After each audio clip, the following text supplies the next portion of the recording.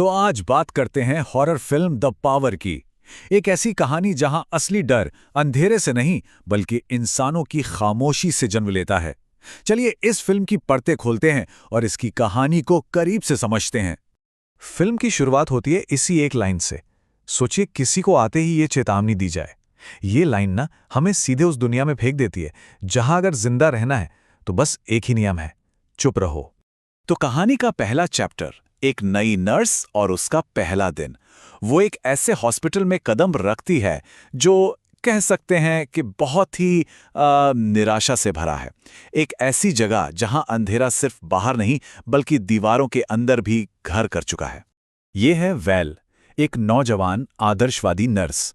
अब वैल की खासियत यह है कि वो खुद एक अनाथालय में पली बड़ी है, तो वो बच्चों का दर्द बहुत अच्छी तरह समझती है और इसीलिए वो इस हॉस्पिटल में एक नई उम्मीद लेकर आई है कि वो जरूरतमंदों की मदद करेगी, उन्हें वो देखभाल देगी जो शायद उसे कभी नहीं मिली। तो देखिए, एक तरफ है वैल का जज्बा, उसका आदर्श, और दूसरी तरफ है इस हॉस्पिटल की कड़वी हकीकत। एक ऐसी जगह जहां कहा जाता है कि लोगों के हालात जानवरों से भी बदतर हैं। मतलब उसकी उम्मीदें और जो सच्चाई है उसके बीच जमीन आसमान का फर्क है। और इस जगह को कौन चलाता है? एक मेट्रन और उसके नियम। ये नियम किसी जेल के कायदे कानून से कम नहीं है। असल में ये सिर्फ डिसिप्लिन के लिए नहीं बनाए गए हैं। इनका असली मकसद है हर किसी की आवाज को दबाना, सबको अपने कंट्रोल में रखना। और अब कहानी एक ऐसे मोड़ पर आती है जहां एक छोटी सी चीज सब कुछ बदल देती है, पूरे हॉस्पिटल को डर के अंधेरे में धकेल देती है। जब बत्तियां जाती हैं तो सिर्फ रोशनी नहीं जाती बल्कि सेफ्टी का हर वहम, हर भरोसा टूट जाता है। अच्छा, ये कहानी 1970 के दशक के लंदन की है। उस जमाने में पावर कट होना मतलब बहुत आम बात थी। तो जब हॉस्पिटल की लाइट जाती है तो शुरू में कोई इसे ज्यादा सीरियसली नहीं लेता। लेकिन असली डर तो तब शुरू होता है जब हॉस्पिटल का जो एकमात्र बैकअप था, बैकअप जनरेटर, वो भी जवाब दे जाता है। और बस अब वो पूरी तरह से अंधेरे में कैद हैं। अब सोचिए, पूरी बिल्डिंग बाहर की दुनिया से कट चुकी है। चारों तरफ बस घुटन भरा अंधेरा है और एक अजीब सी खामोशी, एक ऐसी चुप्पी जो किसी भी चीख से ज्यादा डरावनी है। ऊपर से तो हॉस्पिटल के गलियारे बिल्कुल खाली और शांत लग रहे हैं, पर क्या वो वाकई में खाली हैं?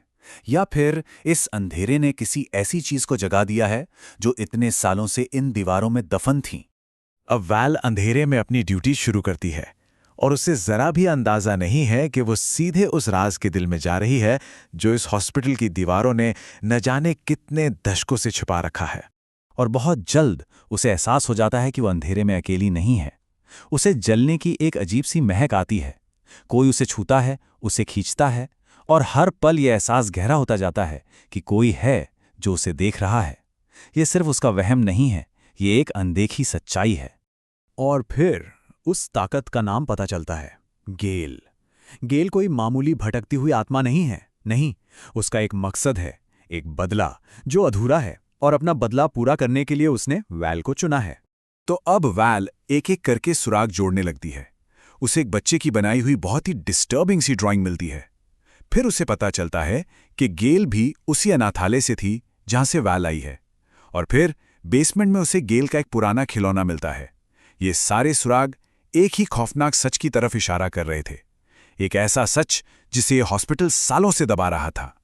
और यहीं से फिल्म अपने क्लाइमैक्स की तरफ बढ़ती है। एक ऐसी रात जहां सालों का दबा हुआ दर्द अब बदले की आग बनकर भड़कने वाला है। वैल को अब जाकर ये बात समझ आती है कि गेल ने उसे ही क्यों चुना।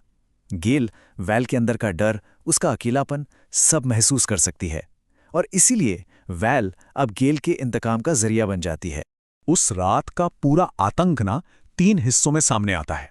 सबसे पहले गेल की आत्मा वैल के जिस्म पर कब्जा कर लेती है, फिर वो वैल के शरीर का इस्तेमाल करके अपने गुनहगारों के सामने आती है, और आखिर में वो अपना बदला पूरा करती है।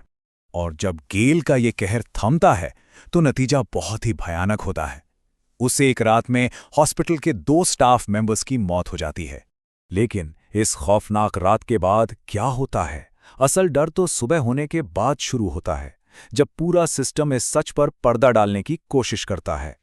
जैसे ही सुबह होती है, रात की पूरी तबाही सामने आ जाती है, लेकिन सच बाहर आता उससे पहले ही उसे दबाने की पूरी तैयारी शुरू हो जाती है। एक नई झूठी कहानी गढ़ने की कोशिशें होने लगती हैं। तो आखिर में हुआ क्या?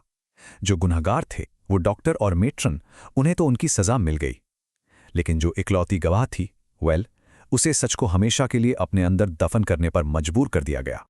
और आखिर में हॉस्पिटल का एक बड़ा अफसर ये एक लाइन बोलकर सब कुछ साफ कर देता है, ये सिस्टम ये ऐसे ही काम करता है, ये गुनहगारों को बचाता है और पीड़ितों को चुप करा देता है। और अब वैल भी इसी सिस्टम का हिस्सा बन चुकी है। तो फिल्म हमें इस एक सवाल के साथ छोड़ जाती है, एक बहुत ही जरूरी सवाल, कि असली भूत कौन है? गेल की आत्मा या फिर वो पूरा सिस्टम जो ऐसे गुनाहों को होने देता है और फिर उन पर खामोशी की चादर डाल देता है?